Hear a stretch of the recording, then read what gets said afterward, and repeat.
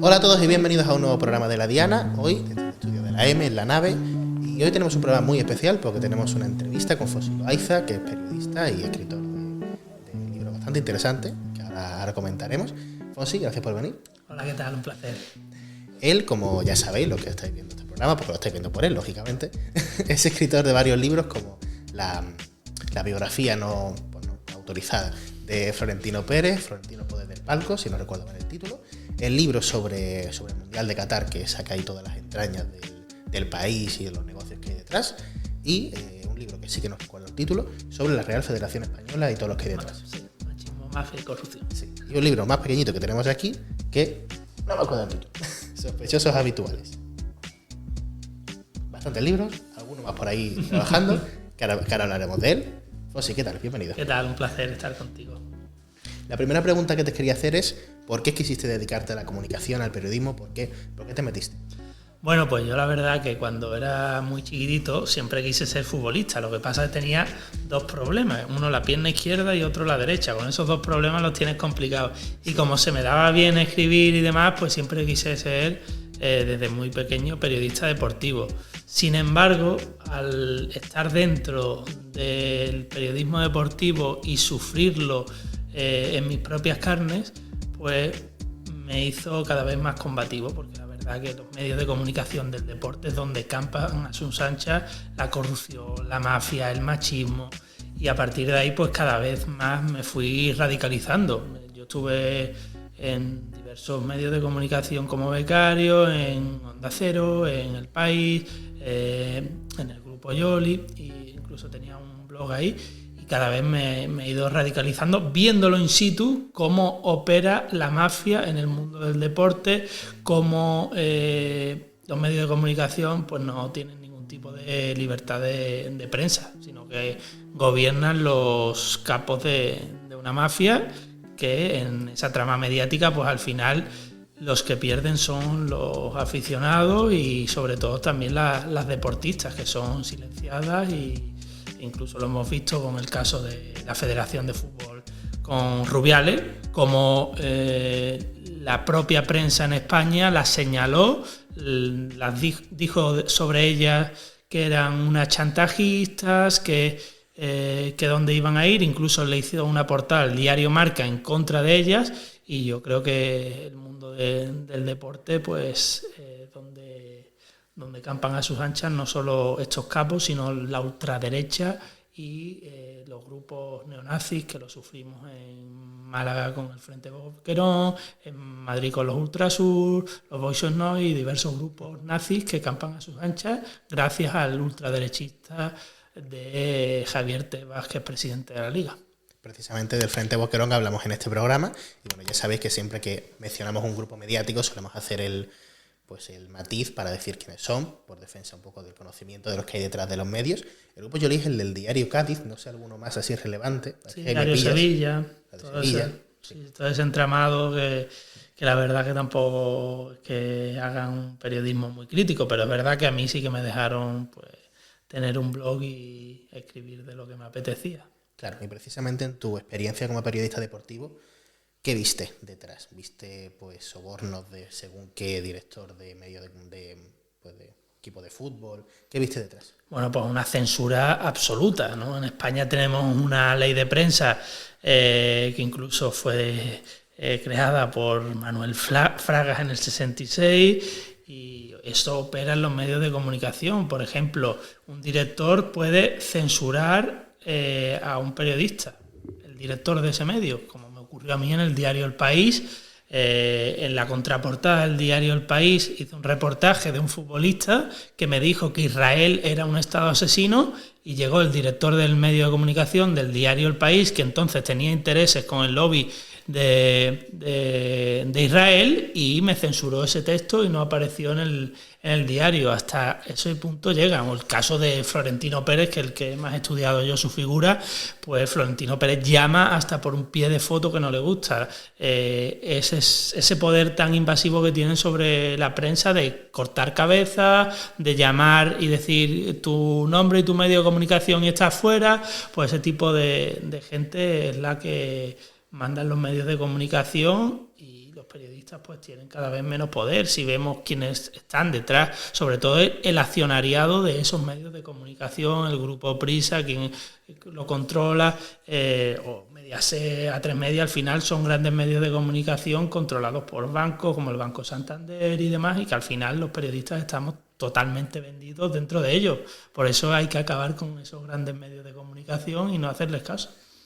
Hoy cuando grabamos esto es el día 3 de mayo, que es el Día Mundial de la Libertad de Prensa, y precisamente, por cierto, hemos publicado un artículo una editorial de La Diana escrito sobre ello, por cierto, lo podéis leer. Y precisamente en ese artículo hablaba de los que te voy a preguntar. ¿Qué hay que hacer con esta situación? Ya sabemos que el periodismo está mal, que los periodistas están controlados por sus directores, y más concretamente por quienes los controlan a ellos. ¿Qué hay que hacer? ¿Cómo hay que enfocar el futuro del periodismo? Acabar con esos medios de comunicación tradicionales e inventarnos nuevos, hacer medios alternativos y siempre pues apoyarnos en algo que es muy revolucionario, que es decir siempre la verdad. Y con medios como The Objective o Que Diario, etcétera, que ahora están más en el candelero porque Pedro Sánchez ha descubierto que existen las mentiras, que existen los bulos, que existen los fueros. Sánchez lo ha descubierto ahora. Ahora que está eso otra vez en el candelero, otra vez en el debate, ¿qué crees que hay que hacer con esos medios de comunicación? Sé que me vas a decir cerrarlo, pero ¿cómo se articula eso? ¿Cómo habría que hacer una ley de medios para establecer mejor el periodismo y, en definitiva, claro, la profesión? Sobre todo, decir quién está detrás de esos medios y quién los financia. El caso de Pedro Sánchez, yo creo que no se ha comprometido con sacar la miseria de estos medios de comunicación. Es más, yo creo que gracias a esos medios de comunicación que lo atacan como si fuera de alguien de izquierda, se beneficia. Él se beneficia de esos medios de comunicación porque lo colocan como alguien de izquierda. Esa estrategia la hizo el propio Zapatero, que en una entrevista que le hizo Iñaki Gabilondo, cuando no están los focos, pues se dicen muchas verdades, y le dijo a Iñaki Gabilondo Zapatero, es que necesitamos tensionar, ¿no? Pues eso es lo que necesita también Pedro Sánchez para su discurso y demás, pero realmente las políticas económicas no cambian del PP al PSOE, son absolutamente las mismas. Eso lo ha reconocido incluso el ministro de Economía el otro día. A mí el Partido Popular nunca me pregunta de economía. ¿Cómo le va a preguntar de economía si es que son igual de neoliberales? Pues ese tipo de tensión le beneficia al PSOE, y por eso no va a querer ni cerrarlo ni hacer un debate en serio sobre qué está pasando, y sobre la ley Mordaza, que el Partido Socialista la ha aplicado más que incluso el Partido Popular. Y hoy día hay personas que están sufriendo la represión por culpa del gobierno de Pedro Sánchez. Por ejemplo, me acuerdo de Raquel Rodríguez, que es una compañera de Cádiz que denunció la tanqueta de Marlaska y por eso ha sido condenada por injurias a la policía, o incluso, no me gusta hablar de mí mismo, pero yo he sido condenado también por injurias a la policía, y ese delito debería ser suprimido de inmediato. Sin embargo, pues esta ley Mordaza, este tipo de represión, pues campan a sus anchas, tanto con un gobierno del PSOE como del PP, y contra los que financian esos medios de comunicación no van a hacer absolutamente nada. Uno de los grandes financiadores de los medios de comunicación es el fondo buitre BlackRock, y en el Día del Trabajo el ministro de Transporte, Óscar Puente, alabó que eso era buenísimo para nuestro país, que invirtieran todo el dinero del mundo en nuestro país, ese fondo buitre de BlackRock, porque él le iba a dar la bienvenida y estaría encantado de que compraran el país, porque al final un señor como Óscar Puente, que es el ministro que ha acudido más al palco del señor Florentino Pérez este año, pues está vendido y es un mayordomo de los fondos buitres y de los capos del régimen español. Esa ley Mordaza que van a derogar en cuanto llegasen al gobierno, esa misma. Luego hablamos un poco más de tu caso, que quiero que me hables más de qué pasó y de qué hubo detrás. Pero antes quiero volver a decidir una cosa que te había medio planteado en la anterior pregunta. ¿Cómo tenemos que hacer esa ley de medios? O sea, entablamos ese debate en serio. ¿Cómo tenemos que hacer esa ley de medios? ¿Qué metemos? ¿Quién la tiene que hacer? ¿Si la tienen que hacer los profesionales o lo tienen que hacer los políticos? Sobre eso, ¿qué opinas? Bueno, pues sí, que tú mismo lo señalas, los profesionales deberían de encabezarla, y que hubiera un compromiso político, que yo creo que no lo va a haber. No tengo ningún tipo de confianza en que ocurra, la verdad. Yo, por mi parte, creo que los partidos políticos, si le hicieran, sería para su propio beneficio. Y además, lo que debería de primar es que hubiera también unos medios públicos de calidad. Y cada vez vemos como en los medios públicos, tanto de Andalucía como del Estado, pues prima la mentira. En el Canal Sur, si alguien se atreve a ver esos programas con encima que van de que son personas muy, ¿no?, que están luchando por el periodismo, que incluso uno de sus presentadores acaba de sacar un libro, que no le voy a hacer propaganda porque la verdad me parece que de independencia tiene poco cuando trabaja en la televisión de Juanma Moreno, que esconden todos los escándalos de este señor que está privatizando la sanidad, y van de que hacen periodismo, libertad y no sé cuánto, pero la verdad que esos medios públicos deberían, pues, primar unas oposiciones de verdad, por ejemplo. Y yo creo que una cosa muy importante que debería ocurrir es que debería haber una libertad de cátedra como ocurre en la docencia, en los profesores, y los periodistas no la tenemos. Ese periodista del que hablas, Teodoro León, ¿vale? Que bueno, yo sobre él sí que tengo una posición más o menos distinta que la tuya. Sí creo que bueno, que Canal Sur se ha demostrado, por lo menos controlado a nivel editorial, está. Teodoro León sí me parece que bueno, que por lo menos intenta ser independiente. Pues después tú ves tus columnas en el ABC y dices, El Mundo, ¿no? Estás poniendo palabra a palabra los que pone. En El Mundo, ¿no? ¿Dónde estuvo? No, ahora mismo está en el ABC. En el ABC. Yo no sé dónde estuvo. Yo es que una vez le vi unos textos contra Pablo Iglesias y contra Pep Guardiola que la verdad que me parecieron indecentes. Lo mismo son Pablo Iglesias y Pep Guardiola. Precisamente sobre algo que de lo que peca Teodoro León, y eso es innegable, y de lo que habla precisamente en su libro, es el partidismo, que últimamente estamos hablando mucho de fake news y tal, pero siempre nos olvidamos que el partidismo es uno de los mayores problemas del periodismo. O sea, periodistas como tú y yo, pues me parece que en ese sentido tenemos un discurso más o menos parecido. Sí que queremos un periodismo pues, comprometido con una serie de ideas, pero nunca caigamos en defender a un partido político. Claro.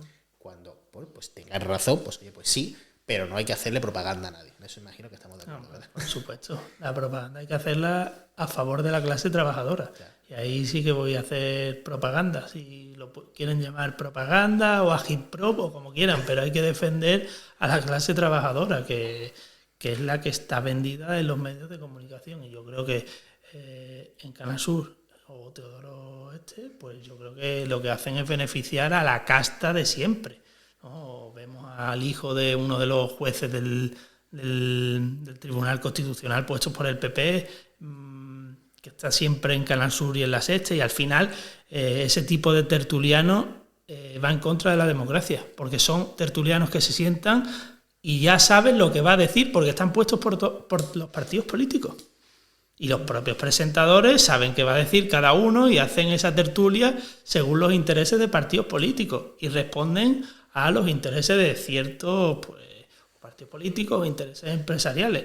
Y ahí están sentados y habría que ponerle como el zorro una Z a cada uno, de este es tal, este es cual, y eso no ocurre, sino que incluso van de izquierda, ¿no? Por hablar de otro caso de como García Ferreras, que va en su tertulia de que son más periodismo y no sé cuánto, una persona que está demostrado que es el jefe de prensa de Florentino Pérez desde el año 2000.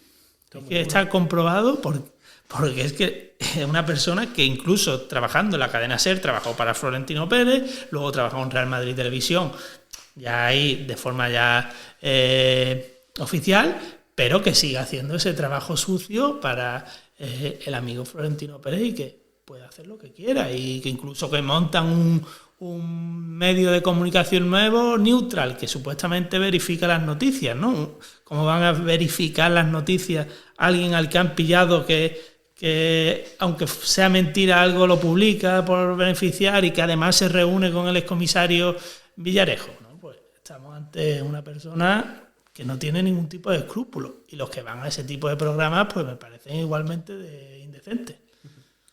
Y por incidir. Bueno, hay uno que no, que fue Willy Toledo, que podéis buscarlo, que fue a contarle las verdades a Ferreras. Para eso sí se puede ir y y yo creo que Willy Toledo en ese aspecto estuvo genial. Y el reportero ahora de Canal Red. Precisamente por incidir en qué metemos en esa ley de medios. ¿Cómo podemos, por ley, pues acabar con el partidismo, acabar con la fake news? Tenemos que pues poner una especie de comisión de expertos para verificar que haya veracidad en los textos. ¿Cómo podemos hacer eso? Bueno, es que yo creo que los bulos y eso, a pesar de que ahora es un tema que está muy en boga y lo han puesto en primera plana, los bulos desde cualquier año de que no hubiera medios de comunicación como están montados, iba a verlo. La cosa es cómo demostramos que no está trabajando para alguien detrás, ¿no? Lo que hay que hacer es ley de medios en la propiedad de los medios de comunicación. Eso es lo principal. No pueden tener un medio de comunicación, un banco, por ejemplo, porque entonces va a defender a los que están desahuciando, ¿no? Pues ese tipo de medidas deberían ser las primordiales, ¿no? Una ley de medios que ponga en valor la propiedad de esos medios de comunicación y de quiénes son. No puede ser un fondo buitre como BlackRock, que se está haciendo con el imperio de las ciudades, que tenga un medio de comunicación a su servicio. Hemos hablado antes de lawfare, quería sacar ese tema, pero primero quiero pedirte una definición de lawfare. ¿Cómo podríamos, para quien diga qué es eso? Yo todavía no me he enterado. ¿Qué es eso de lawfare? Por ejemplo, para Pedro Sánchez. Bueno, para Pedro Sánchez es algo que ha utilizado para su candelero, ¿no? De estar ahí otra vez ante las elecciones, de tensionar, pero sí que es verdad que lawfare es algo que está padeciendo muchas personas en este estado, que lleva muchísimo, sobre todo lo sufrieron en el País Vasco, que lo han sufrido en Cataluña, muchos en Andalucía, ¿no? El caso del sindicato andaluz de trabajadores, ¿no? Que hemos visto como incluso a una persona como Reina lo han detenido ya 20 veces, ¿no? Y yo creo que pues esa trama que hay entre los jueces fascistas, franquistas y demás con los medios de comunicación que van de la mano. Yo, por ejemplo, en mi caso, yo me enteré por la prensa que estaba imputado y me enteré que estaba condenado también por la prensa, ¿no? Pues entonces eso es que trabajan de la mano los jueces franquistas y de derecha con los medios de comunicación, tanto del lado de izquierda como del de derecha, ¿no? Porque yo me enteré que estaba imputado por el ABC y que estaba condenado por el diario.es, o sea que al fin y al cabo te enteras por diversos medios de comunicación, ¿no? O por ejemplo lo que han sufrido en Cataluña, que yo mismo viví en Cataluña en los años del referéndum y pues una represión absoluta con personas como Tamara Carrasco que la pusieron en todos los medios de comunicación de que era una terrorista y luego fue pues al final ningún medio de comunicación cuando ya no fue condenada pues ni publicaron nada ni dijeron absolutamente nada, ¿no? Y vimos a los propios medios de comunicación que iban a Cataluña buscando miseria. Eso lo vi incluso con un periodista que ahora es uno de los jefes de uno de los programas de La Sexta, diciéndole a los catalanes independentistas, venid ahora.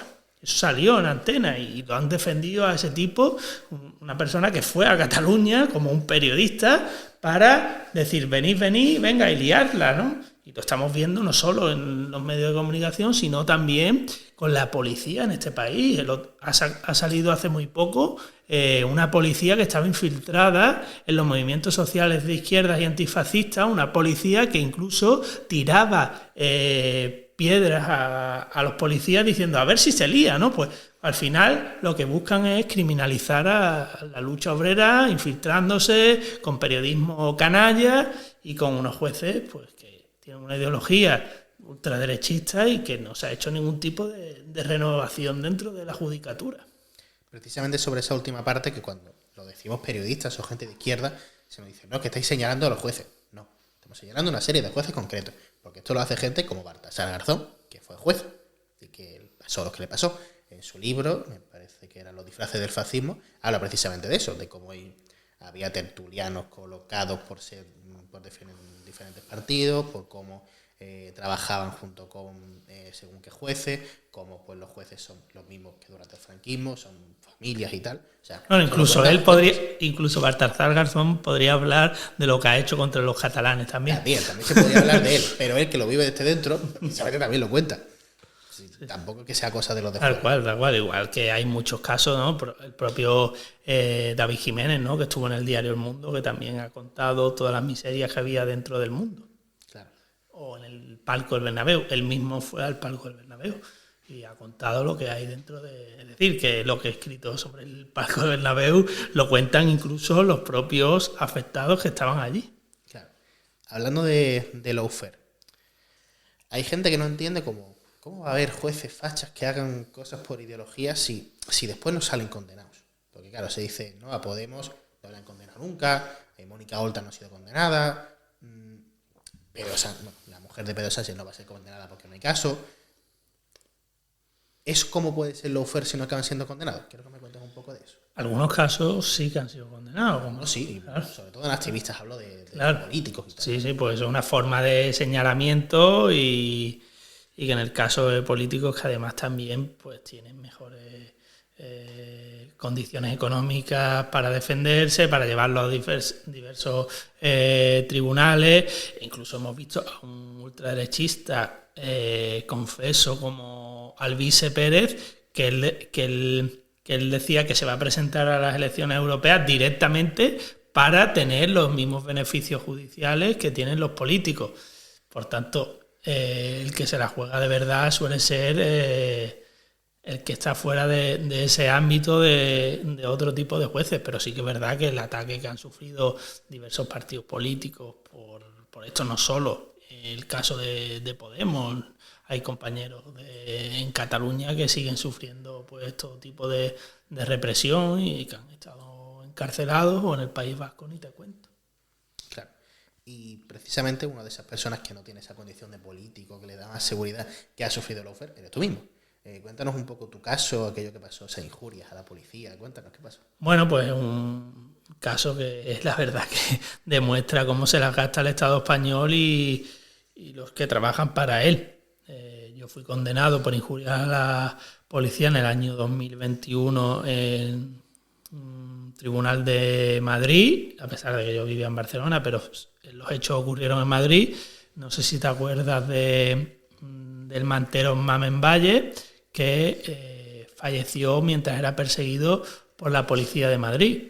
Y yo denuncié estos actos, ya dije que era racismo institucional, una víctima de la represión del Estado, y a partir de ahí pues se nos encausaron a diversas personas. Todos fueron absueltos, menos mi caso, que el juez dijo que yo no tenía ningún tipo de sentimiento, que yo solo tenía ánimo de injuriar al policía, no tenía ningún tipo de sentimiento. Yo era una persona que lo único que buscaba era injuriar a la policía, no tenía ningún reparo en otras cuestiones. Solo buscaba eso y me presentaron como una persona que quiere quemar bancos.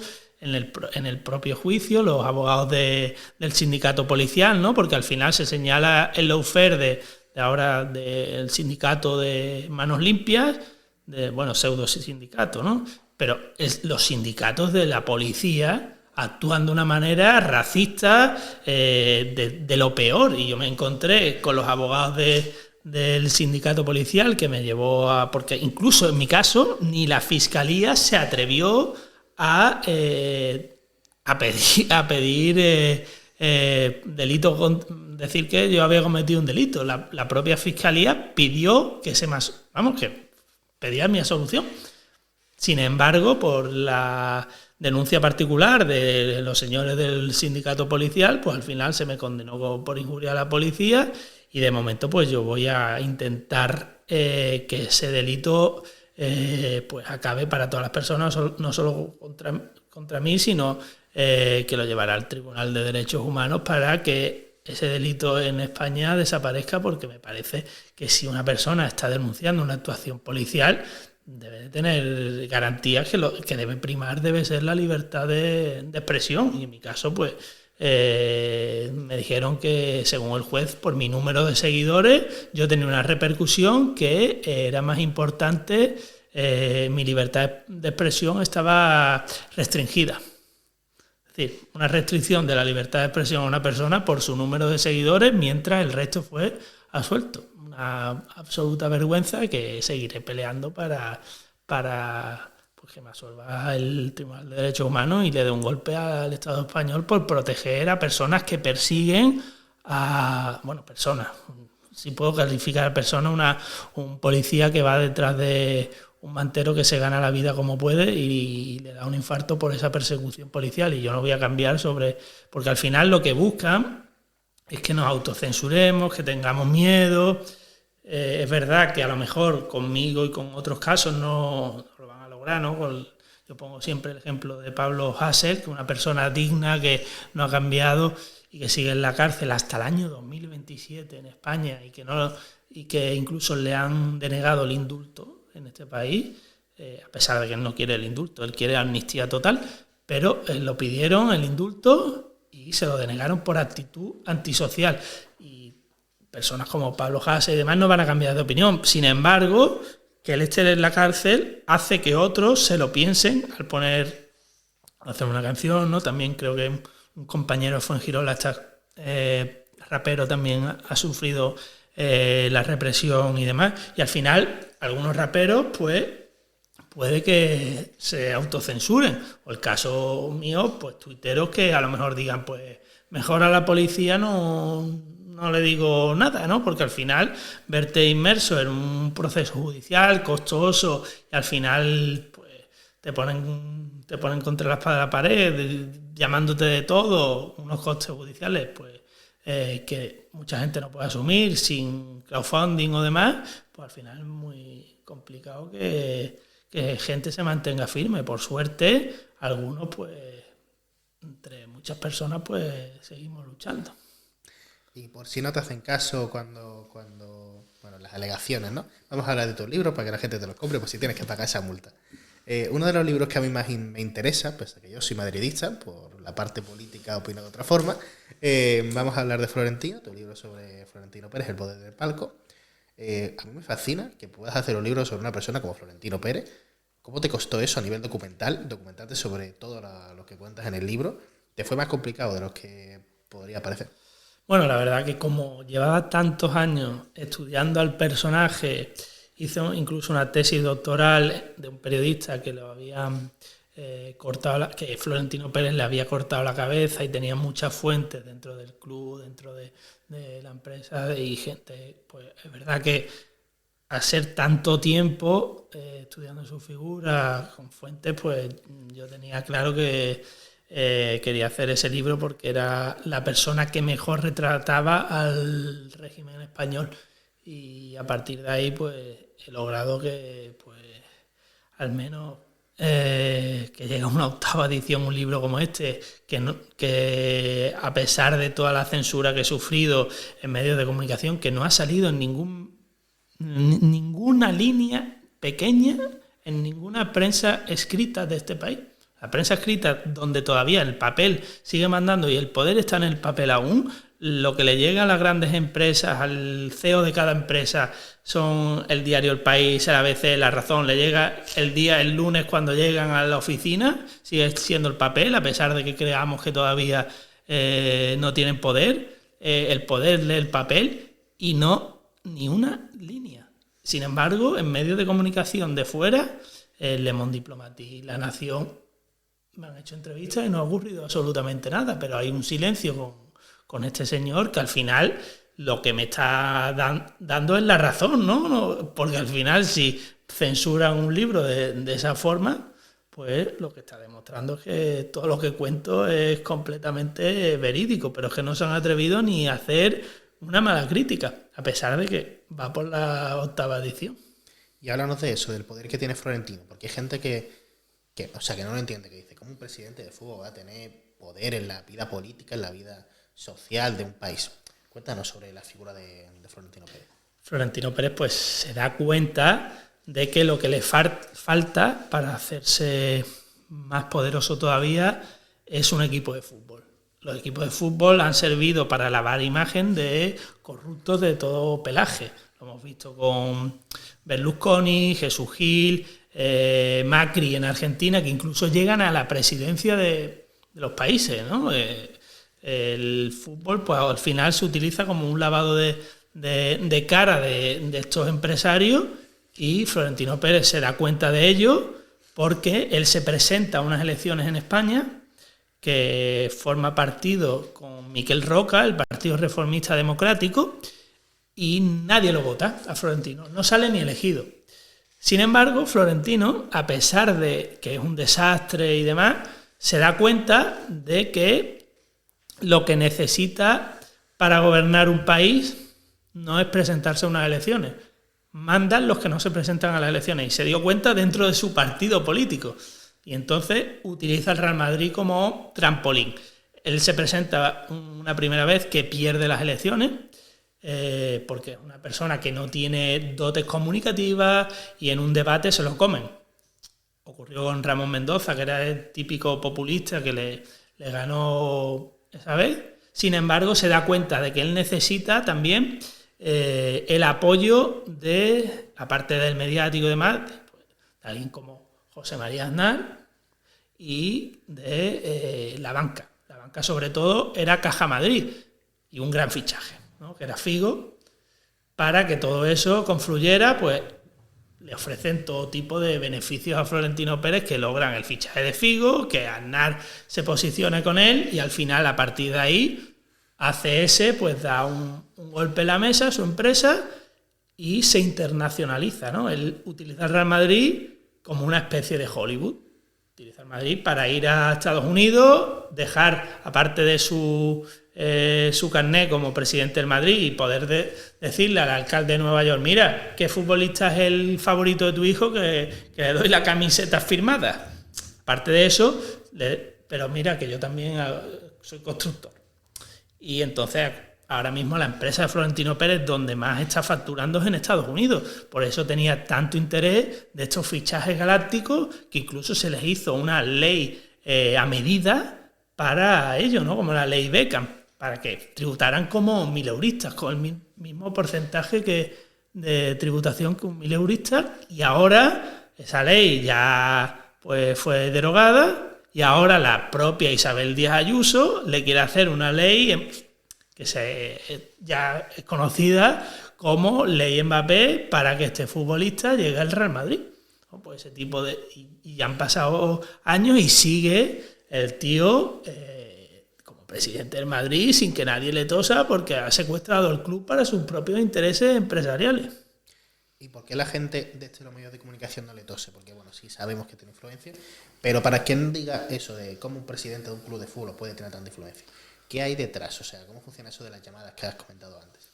Bueno, pues imagínate qué puede hacer un presidente de un equipo de fútbol que financia con regalos a un medio de comunicación, ¿no? O cómo puede una empresa de Florentino Pérez financiar a diversos medios de comunicación, inyectándole dinero con publireportajes en diversos medios como El Plural, como El Español, como The Objective, o lo que sea, que aparecen la empresa Florentino Pérez, o El Debate, que es un nuevo medio de ultraderecha que lo ha formado Vieito Rubido.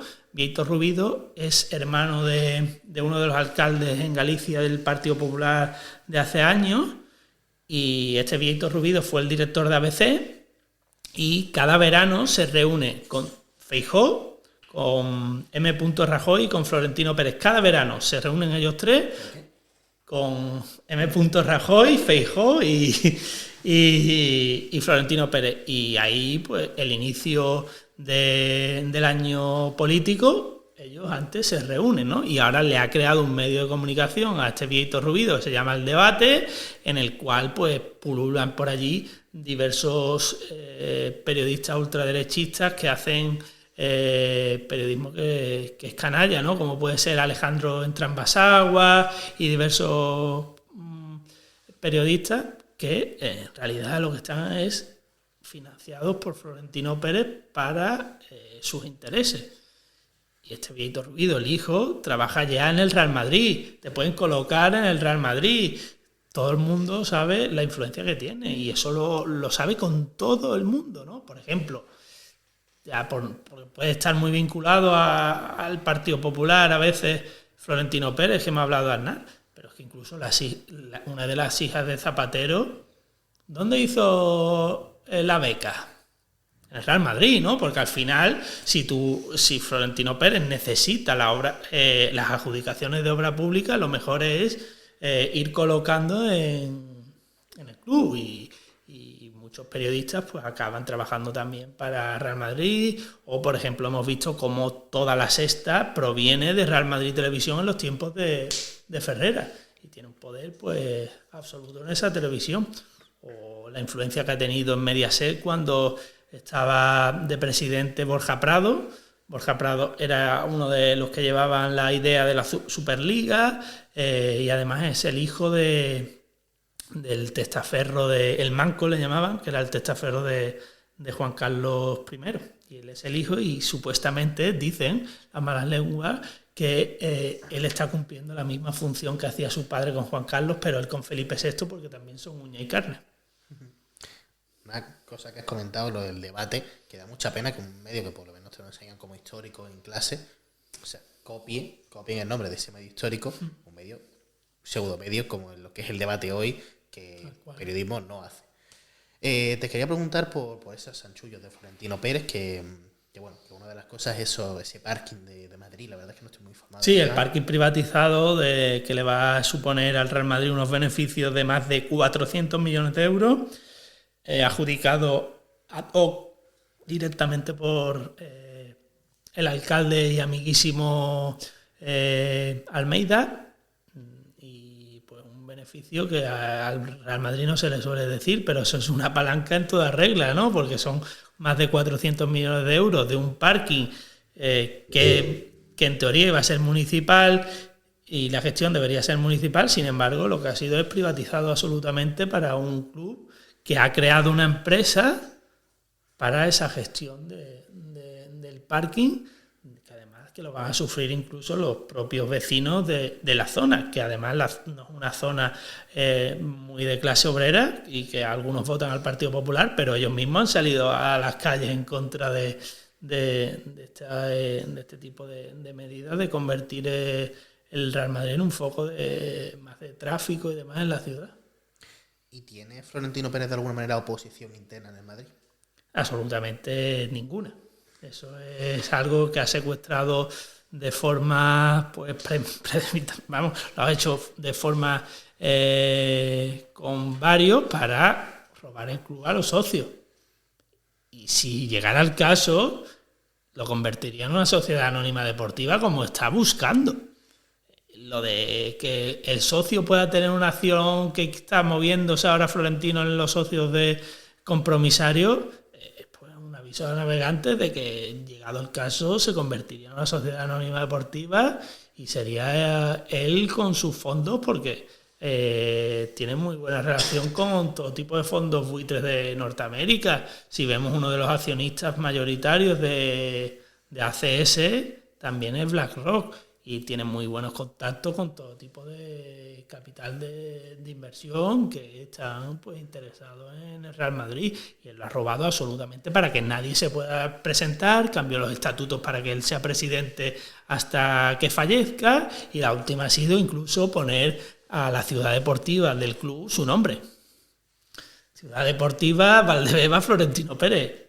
Y algún día pues acabaremos, seguramente cuando fallezca, el estadio del Real Madrid se llamará Estadio Bernabéu Florentino Pérez, que por cierto, Estadio Santiago Bernabéu es algo que incumple la ley de memoria histórica, porque en Santiago Bernabéu era un cabo fascista que en el golpe de estado de los fascistas fue a Cataluña vestido apoyando el golpe fascista, y además de que fue uno de los capos del régimen español.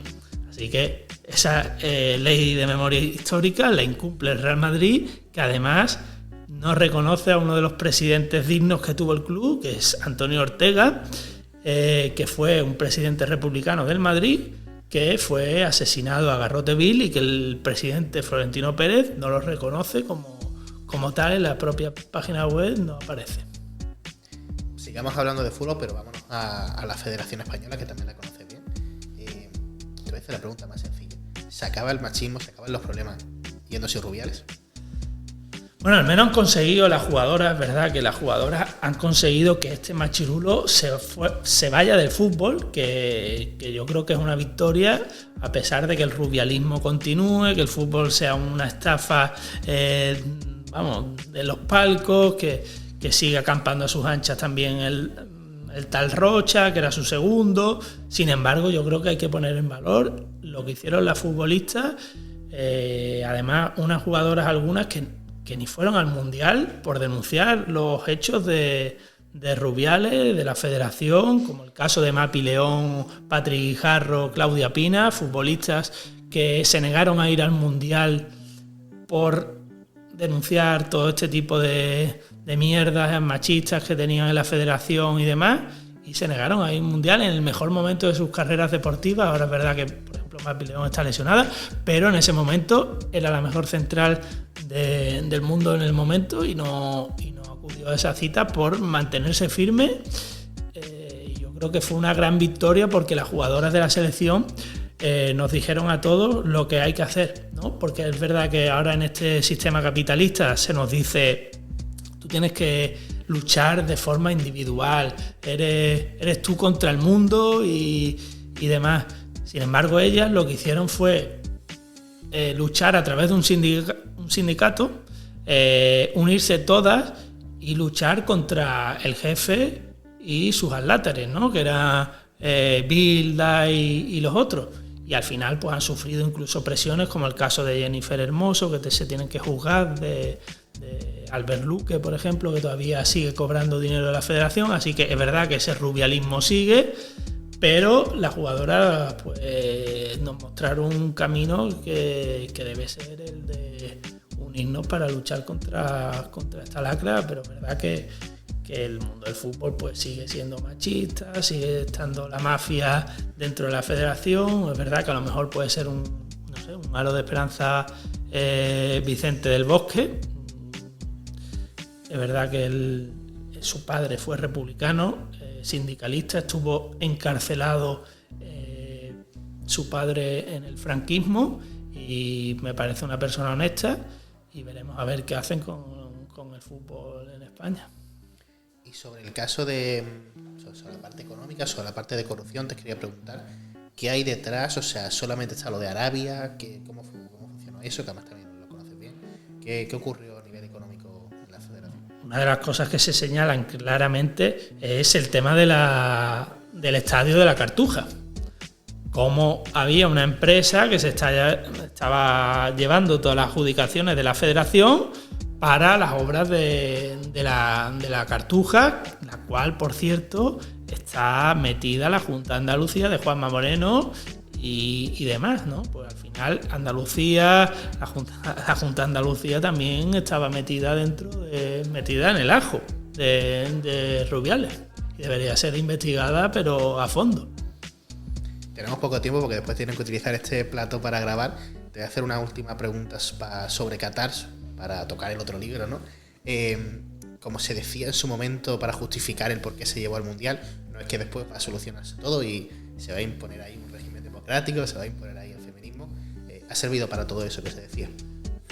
Bueno, eso también lo dice Rafa Nadal, ¿no? Que ahora es lo que va a intentar en Arabia Saudí, ¿no? Esa gente lo que intenta es pues lavar su imagen, unas tiranías que utilizan el fútbol el fútbol y otros deportes, ¿no? Que al final se están haciendo con casi todos. También creo que el Mundial de baloncesto en unos años se va a disputar allí, y al final pues están comprando todo el mundo del deporte para lavar su imagen. Pero sí que es verdad que el Mundial de Qatar pues fue una vergüenza, que yo, por ejemplo, y muchas personas, yo por ejemplo, que estuve presentando el libro de Qatar el año pasado en el País Vasco, en Euskal Herria, hubo mucha gente que hicieron boicot en bares que ponían los partidos de fútbol, porque ese Mundial fue de la vergüenza, con más de 7.000 obreros fallecidos en las obras de los estadios, y una absoluta vergüenza cómo se están haciendo con el poder de casi todos los clubes y demás, ¿no?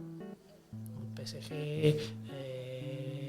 el Manchester City, el Newcastle, está ahora Arabia Saudí. Pues, al final tienen muchísimo poder, ¿no? Por ejemplo, el presidente del Manchester City, nuestro amigo Juan Carlos I, el ladrón y putero, pues está viviendo en una isla privada en Abu Dhabi, de la cual es propietario ese señor. Algún día hablaremos más de todo eso, de la propiedad de los equipos, pero no podemos porque no tenemos más tiempo, tenemos que dejar esto a otra gente. Pues si lo gracias por venir. Muchísimas gracias, de verdad. Y gracias a vosotros por vernos y escucharnos. Nos vemos la semana que viene. No voy a decir tema, porque la semana pasada dije que íbamos a hablar del Día del Trabajador y no me salió ese programa. Pero bueno, no voy a decir tema, pero va a ser interesante. Nos vemos la semana que viene. Muchas gracias, Fonsi, y hasta el próximo programa. Chao, chao.